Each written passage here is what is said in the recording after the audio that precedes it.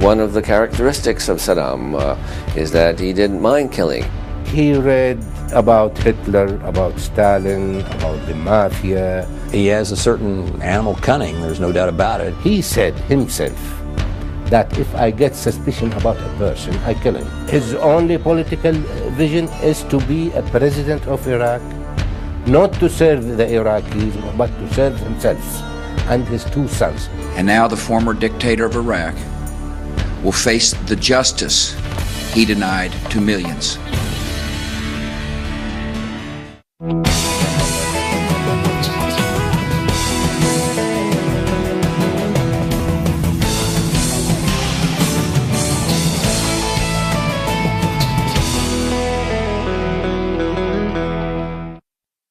Ladies and gentlemen, we got him. On the night of December 13th, 2003, Saddam Hussein, one of the most wanted men in the world, was finally in American hands. At around 8:30 p.m. Baghdad time, United States military forces captured Saddam Hussein alive. He was found near a farmhouse outside the city of Tikrit in a swift raid conducted without casualties. It was an unbelievable moment, made more incredible by the way Saddam looked. Photographed here as an American doctor examined him, Saddam was bearded, disheveled, a shell of the immaculate and commanding Saddam, who for years had menaced the world. They'd found him, literally, in a hole in the ground, just yards from one of the opulent palaces where he'd lived when he was in power. The former dictator surrendered meekly, without a fight. He was just very much bewildered, and then he was taken away. There was no resistance of any sort. When word spread that Saddam had been caught, there were joyous celebrations in the streets of Baghdad. The joy was so great because life under his regime had been so oppressive. Saddam, who was obsessed with his legacy, once told his official biographer he wasn't interested in what people think of him now, only what they will think of him in 500 years. Now history will write his epitaph. In the Hall of Fame of major despots of history, Saddam Hussein will occupy a proud place, perhaps a different vision than that which he wanted to see for himself in a place in history. Saddam Hussein was born here, in the cradle of civilization. His family came from a tiny mud and straw village called Al-Auja, in the land of ancient Babylon in central Iraq. Most of his relative, they are tough people. They killed each other. Some of them are thieves. Most families lived in miserable poverty, but Saddam Hussein was born into the unhappiest of homes. Before he was even born, Saddam's mother tried to kill herself and him. Suba Talfa was 7 months pregnant when she lost her husband. Then a son fell fatally ill and died.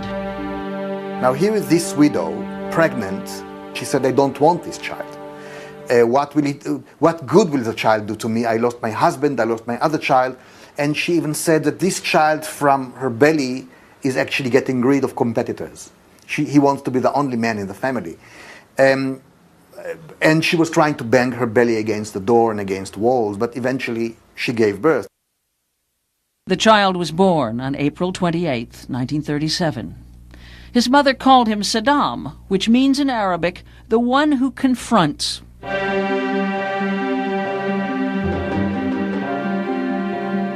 With no means to support herself, much less a son, Saddam's mother sent him away to live with her brother, Khairallah, in nearby Tikrit, on the banks of the river Tigris.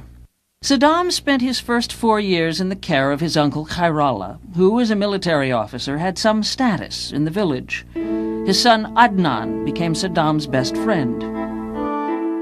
In 1941, Khairallah, a rabid nationalist, joined a Nazi-backed revolt against the British forces who were then occupying Iraq.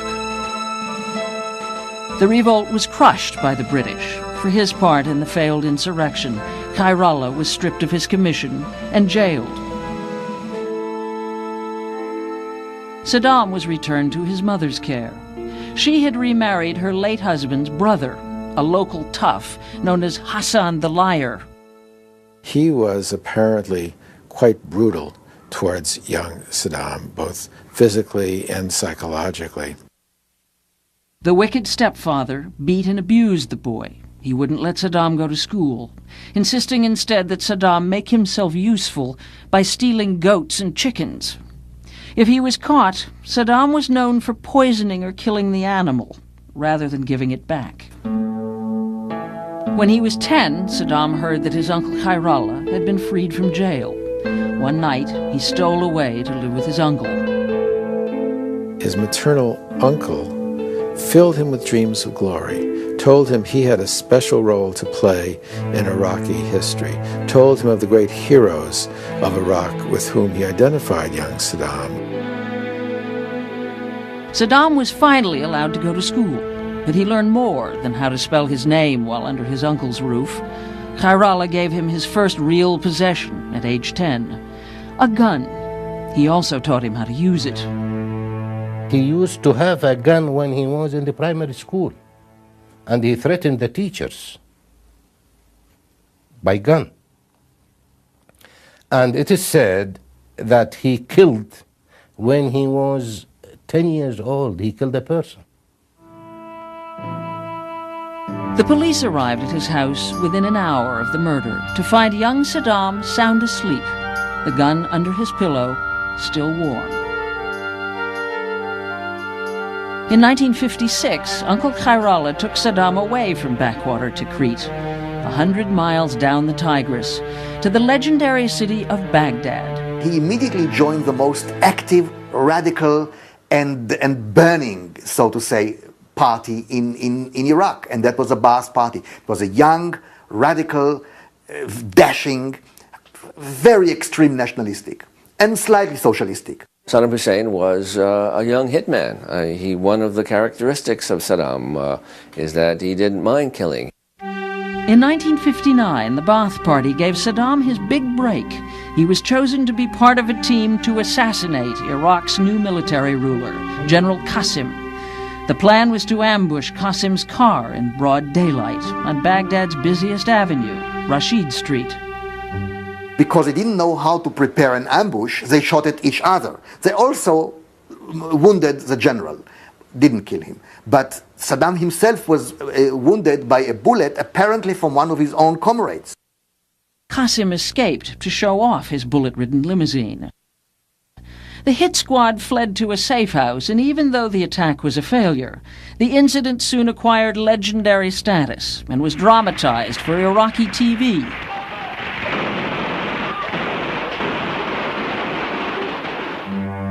At only 22, Saddam was now one of Iraq's most wanted men. After the attack, he escaped home to Tikrit, and from there crossed the desert disguised as a Bedouin tribesman. Then he made his journey to the center of the Arab world, Cairo, where he would learn some valuable lessons about power while he plotted his return to Iraq.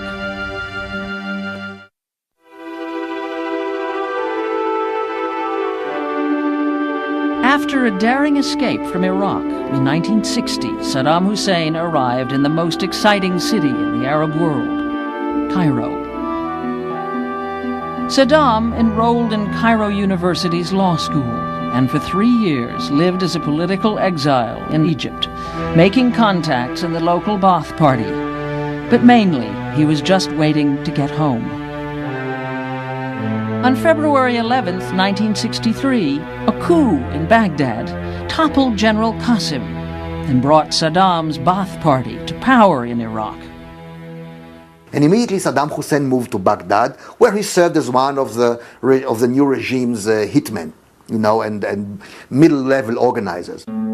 Now that he was home, Saddam could also take a bride. His grandmother arranged a marriage to his cousin Sajida, the daughter of his uncle and mentor, Khairallah. But by the end of the year, yet another coup forced the Ba'ath Party back out of power. In 1964, the Ba'ath leadership recruited Saddam for another assassination attempt against the new president of Iraq. The plan was betrayed, and a warrant was put out for Saddam's arrest. This time he chose not to flee, but to face prison in Iraq. In his 2 years in prison, Saddam plotted his party's return to power and read up on his role models. He read about Hitler, about Stalin, about the mafia, about the dictatorship in history, and I think he took few from them, from each, to collect all the bad things in himself. In 1966, Saddam escaped from prison with the help of sympathetic prison guards. Saddam went back to work in Baghdad, quietly making a name for himself as an activist in the underground Ba'ath Party opposition. He has a powerful personality, charisma. You feel that, and the ability to convince others, and you feel you feel that you are in the presence of a real leader.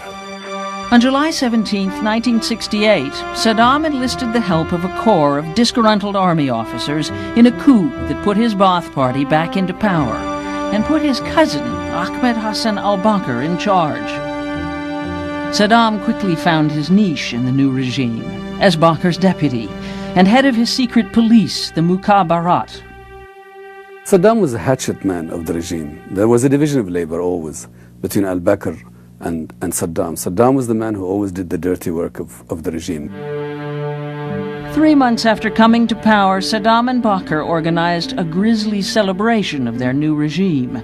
They declared a national holiday for the public execution of a circle of alleged spies, most of them Iraqi Jews. And they made a very public spectacle of their execution. Hundreds of thousands of people were actually brought in from the villages, trapped in carnival-like atmosphere as 13 bodies dangled in the air in Central Liberation Square.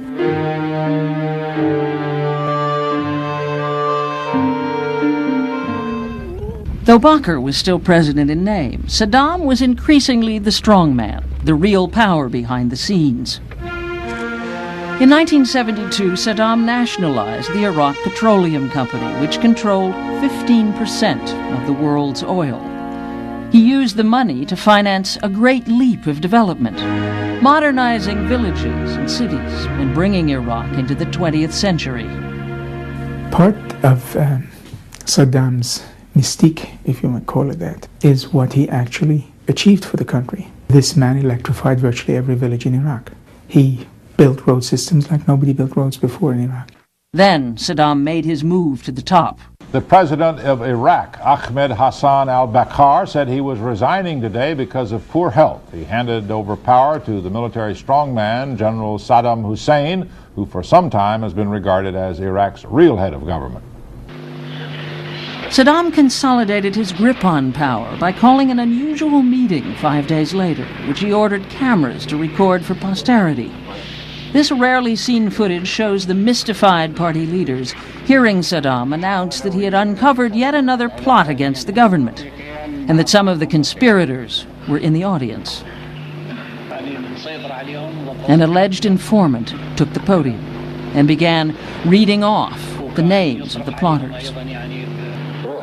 As each name was read out, a man was hustled out by the secret police. The tension mounted among those remaining as the list of conspirators grew. Nobody knew whose name would appear next.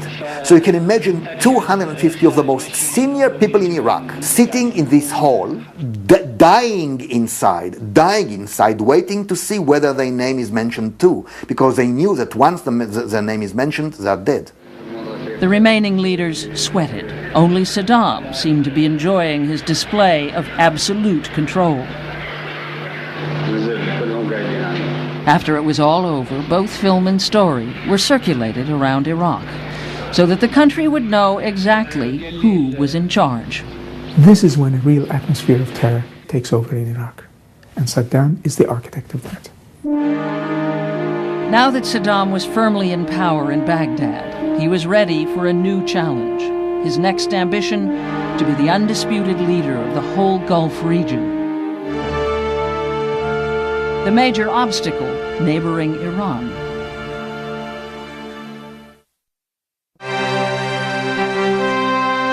In 1979, Saddam Hussein was on top of his world. He had just anointed himself president of Iraq, and he'd eliminated most of his Iraqi enemies, as well as some comrades.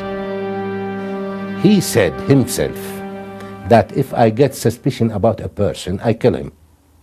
And it is very much better for me to be mistaken in killing a person than to mistake and letting him kill me. Saddam was now ready to expand his power beyond Iraq's borders, to Iran.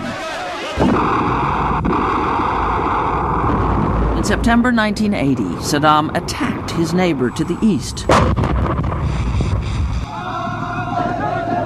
Saddam, the army commander-in-chief with no military experience, thought he would win the war in a matter of weeks. But the war did not go as he expected. Iran was much larger than Iraq, 3 times nearly the population of Iraq. It was a formidable country. The conflict turned into long, bloody trench warfare.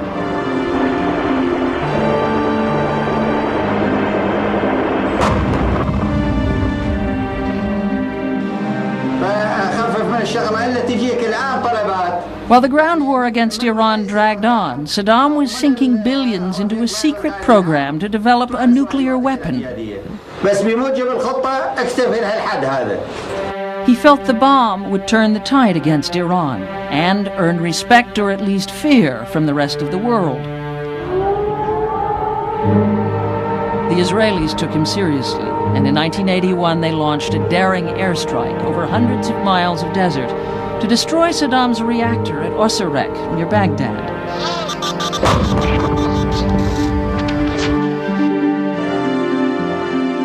With his reactor destroyed and war casualties mounting, Saddam offered Iran a ceasefire in 1982.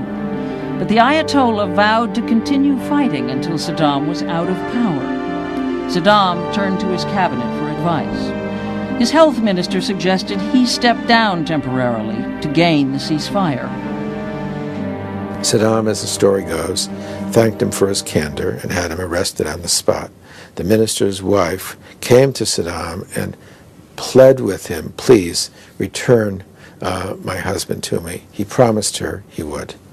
As best as I can tell, this was one of the few promises he's ever kept. He returned her husband to her the next day in a black canvas body bag chopped into pieces.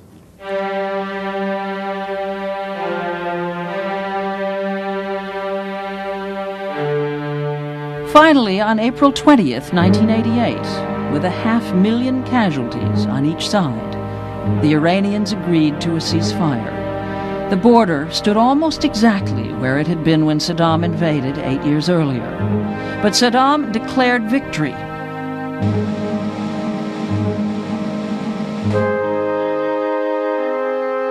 The home front was in chaos, the streets filled with 1 million unemployed army veterans, and unrest rippled through the countryside. Within his own family, there was also unrest and violence. In 1988, Saddam, often pictured as a family man, took a mistress. Saddam's oldest son, Uday, was offended by the insult to his mother. One night, he vented his anger on Saddam's close friend and valet, and bludgeoned the valet to death. Fearing Saddam's wrath, Uday swallowed a fistful of sleeping pills and was rushed to the hospital. At the hospital, Saddam and his bodyguards came into Uday's room where he had his stomach pumped. Saddam was hitting everyone in sight, even Uday, who was on his sickbed. He broke Uday's arm, imprisoned him for 45 days, tortured him, and put all of us in prison. The family whisked Uday away to Switzerland until Saddam's temper cooled, and his son could return to Iraq 6 months later. The economic and political promise of Iraq was wrecked in that decade. It lay in ruins. All of his problems boiled down to one thing: money. Saddam knew he needed cash, lots of it, to survive. He began looking to the oil-rich Gulf state of Kuwait for his salvation.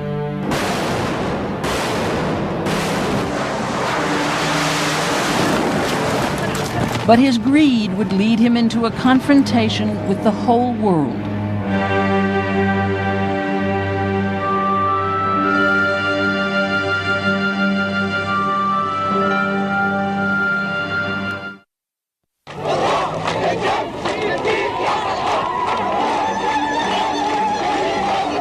In 1990, Saddam's regime was deep in debt. The cost of the disastrous war against Iran had bankrupted him.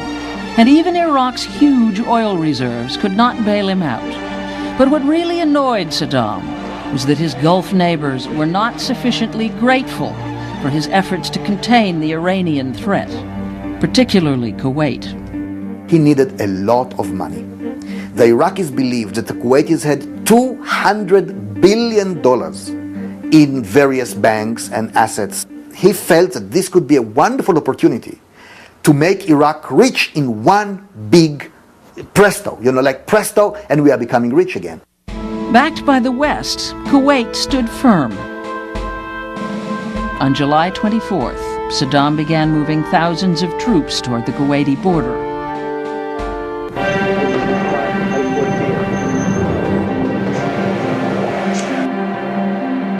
Iraq invaded and took over its tiny neighbor Kuwait today.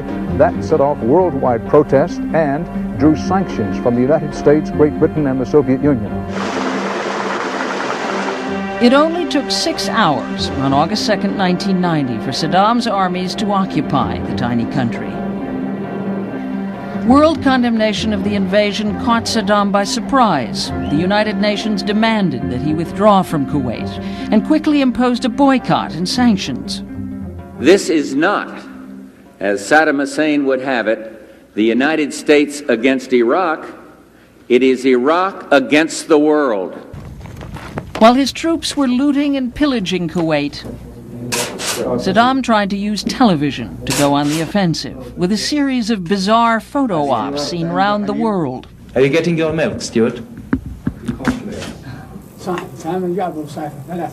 He asked citizens of occupied Kuwait if they were glad to see him,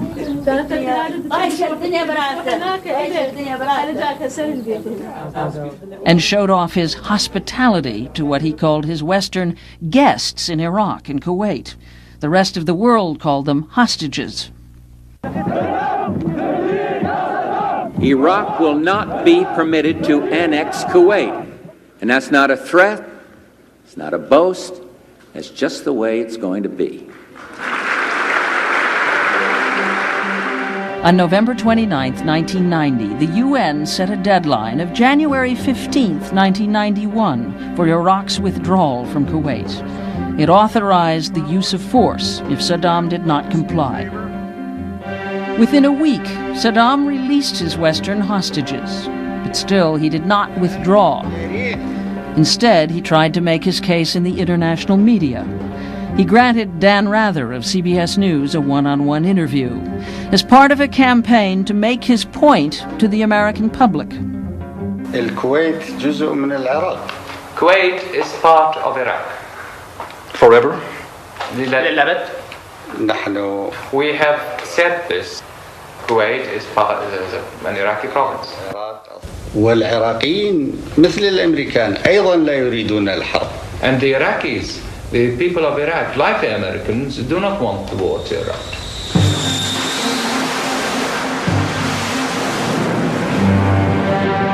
Just across the Saudi border, the UN coalition was assembling the largest military buildup since the Vietnam War.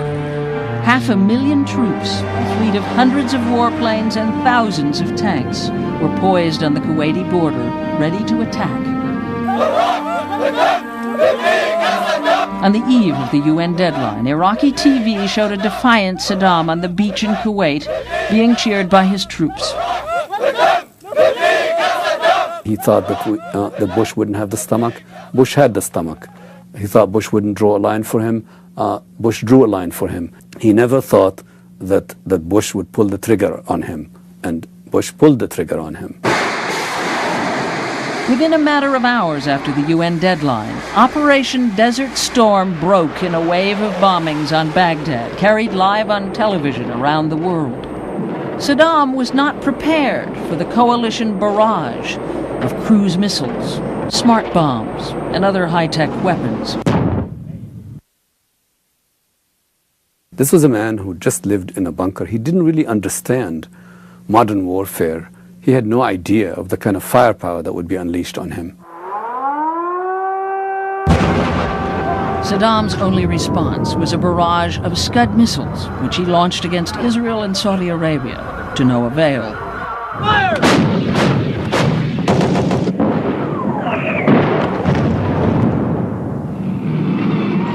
On February 24th, the UN troops launched the Gulf War's massive ground offensive.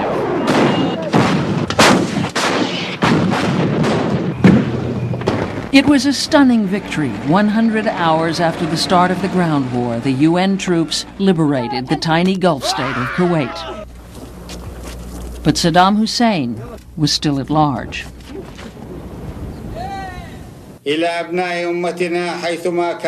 Saddam was of the opinion that the United States had the technology to find him at any given moment of the night or day and was disposed to drop a bomb on him. And so he moved around all the time and slept in a different bed every night. But certainly he was a very nervous man.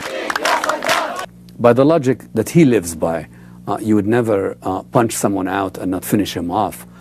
He must have thought that the Americans would be coming. They would be on the way. But when UN generals met with Iraqis to accept their ceasefire, President Bush had made the decision that Allied troops would not go after Saddam and his Republican Guard. His decision would be controversial for years.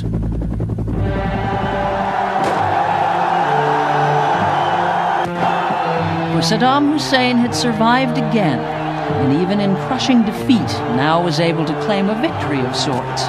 He was down, but not out, and he still had plenty of fight left in him, as the West would soon learn.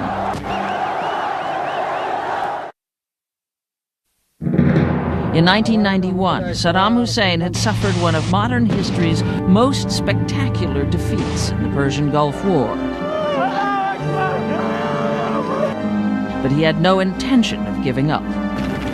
The dust kicked up by his retreating troops had not yet settled when Hussein was back at war, this time to stay in power. Rebel Shiite Muslims in southern Iraq and Kurds in the north were making headway against his weakened forces.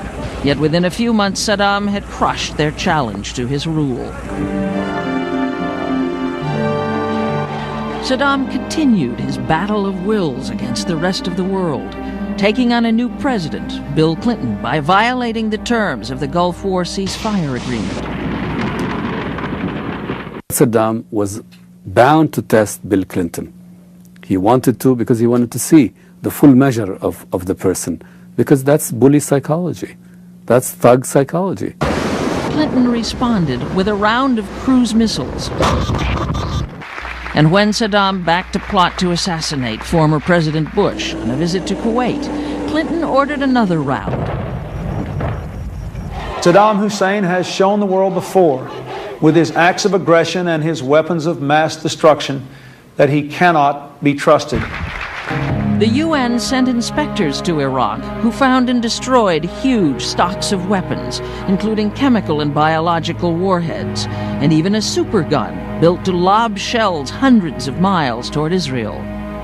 The inspectors also discovered that Saddam was still at work developing a nuclear bomb. Are you denying me access to the site? I shall not answer you. These discoveries justified keeping in place the economic sanctions leveled against Iraq.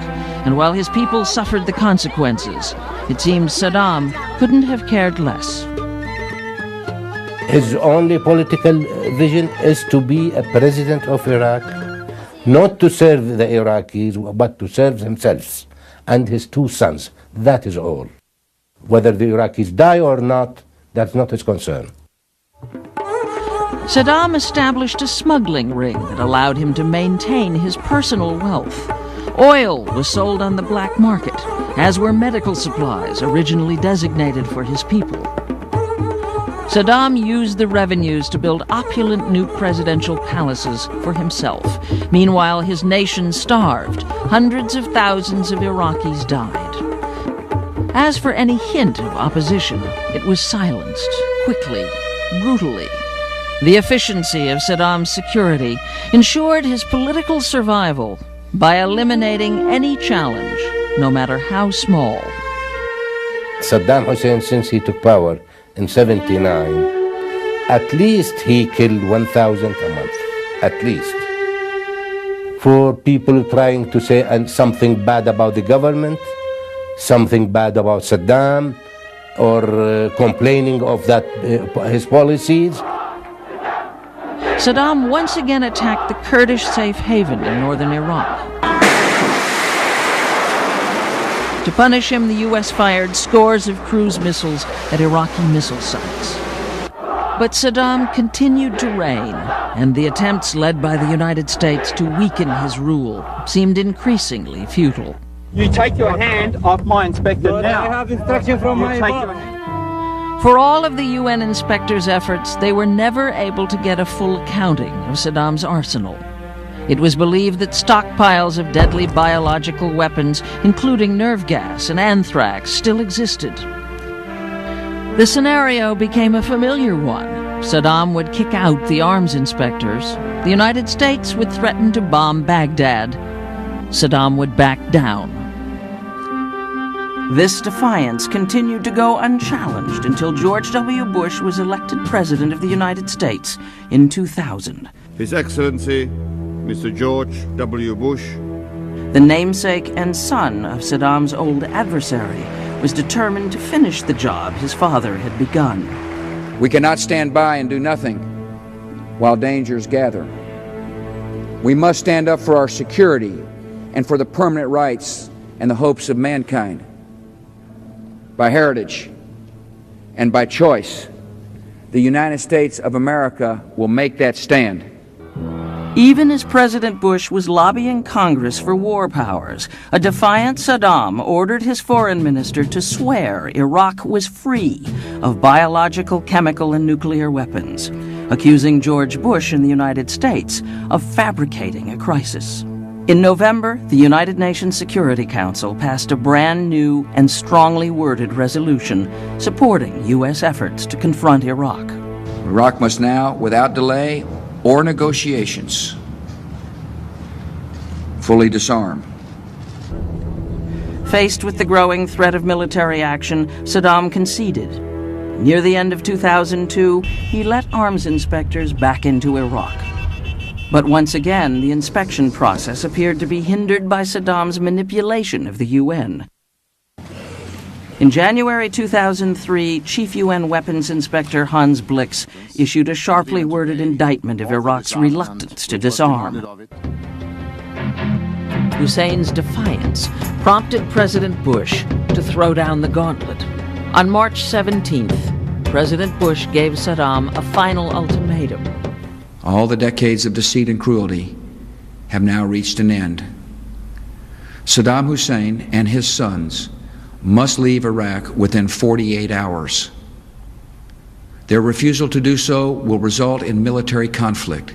2 days later, the Second Gulf War began.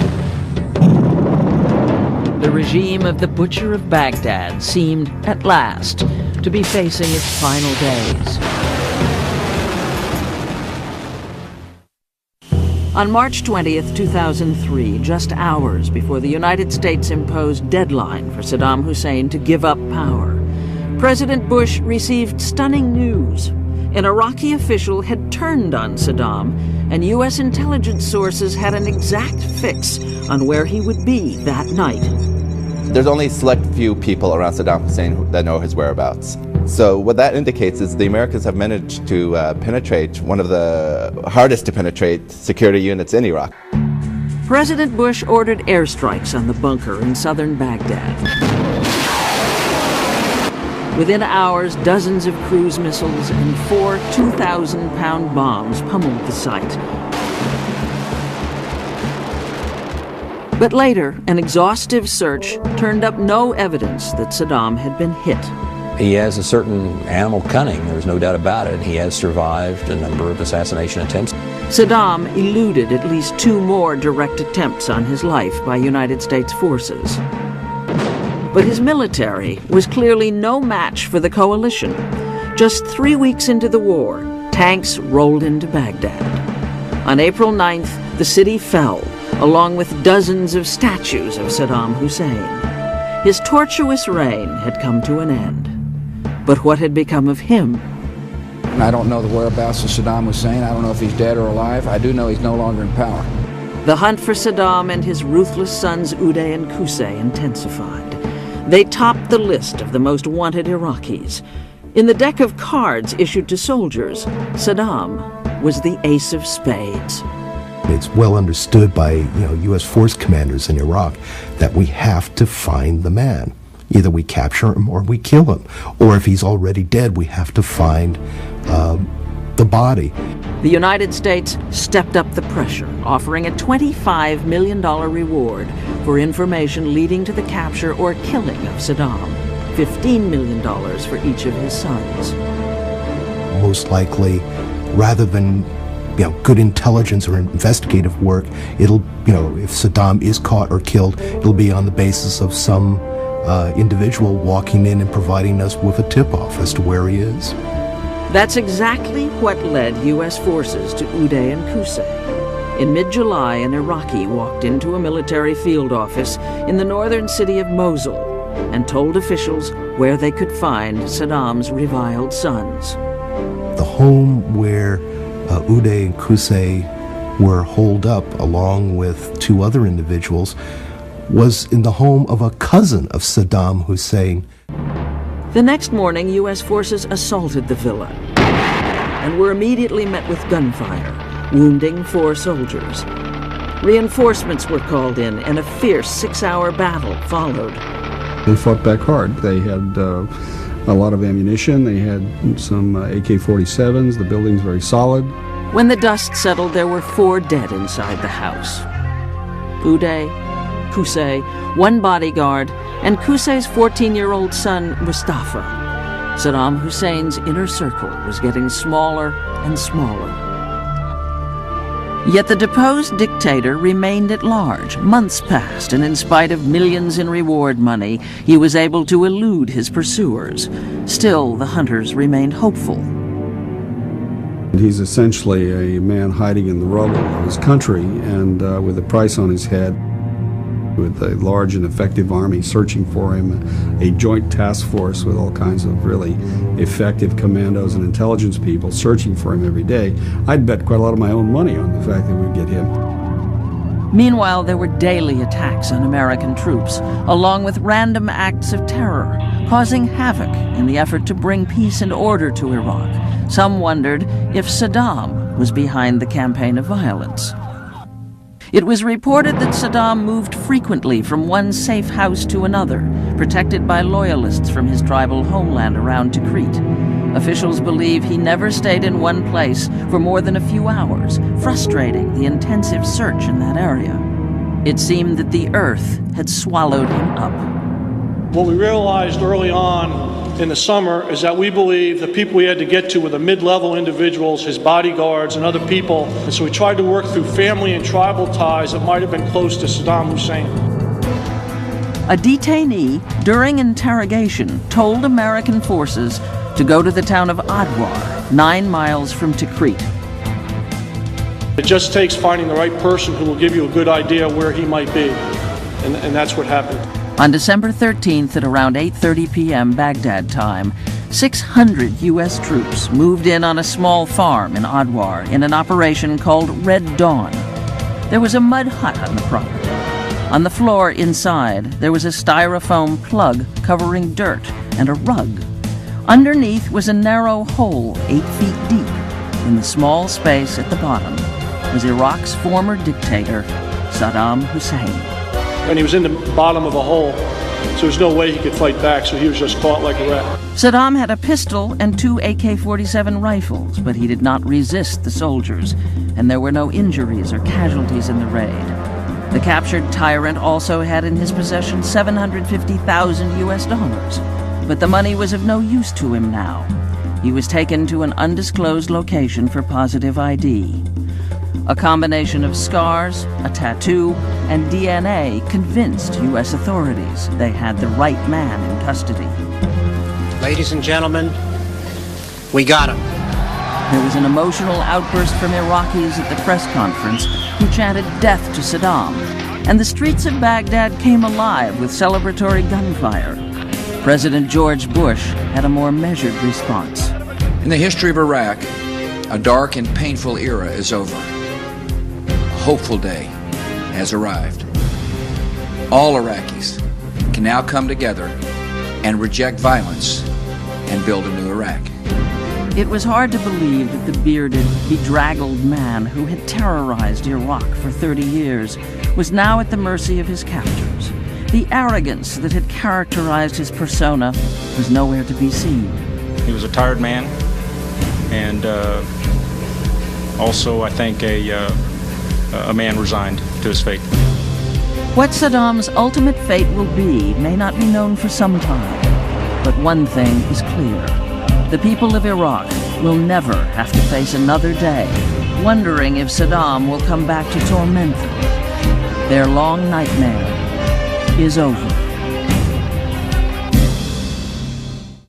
With Iraq still at a major crossroads in its struggle towards democracy, U.S. forces handed the captive Saddam Hussein to Iraq, placing the fate of its former dictator in the hands of the people he once ruled. Saddam will be entitled to have a representation. We assure you that it will be a just trial and a fair trial, unlike the trials that he inflicted on the Iraqi people. Brought before an Iraqi tribunal, Saddam bore little resemblance to the broken and disheveled man captured in December 2003. He is charged with a litany of war crimes, including the killings in Dujai in 1982, part of a bloody retaliation to a failed assassination attempt. His court hearing is set for autumn 2005. International debate has risen over speculations that Saddam could face the death penalty. The world has watched and listened to this captive tyrant. Even his favorite snack foods are well documented. But Saddam Hussein is facing his day in court, and his history of tyrannical oppression gives a bleak ending to the legacy he worked so hard to preserve. On the next Dead Famous. Oh my God. Gail and Chris try to raise the ghost of Jim Morrison. That was cool. If Chris gets Mr. Mojo rising. Is there anybody here that can help us? Will Gail run away from the truth? I'm very nervous. I'm not happy. Jim Morrison, Dead Famous, Tuesday at 10, only on the Biography Channel.